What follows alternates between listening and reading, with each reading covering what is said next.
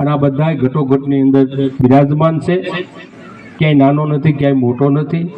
આ બધા ઘાટ છે એ એના છે, અને એના ઘાટની અંદર જે રમણ કરી રહ્યો છે એ આપણી અંદર કરી રહ્યો છે, આપણે અંદર રમણ કરી રહ્યો એની અંદર કરી રહ્યો છે. એવું સમજીને આપણે બધા એક નથી, પણ મન બધાના અનેક છે, નોખા છે.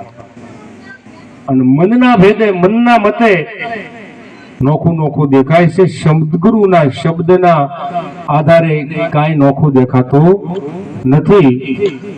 અખિલ બ્રહ્માંડમાં એક તું સરી હરી જુજવે રૂપ અનંત ભાસે, નોખા રૂપે તુંનો તું છો.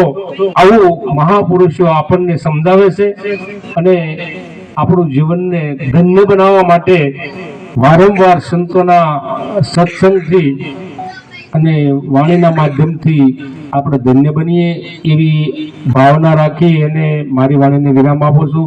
બોલ સદગુરુ મહારાજની જય.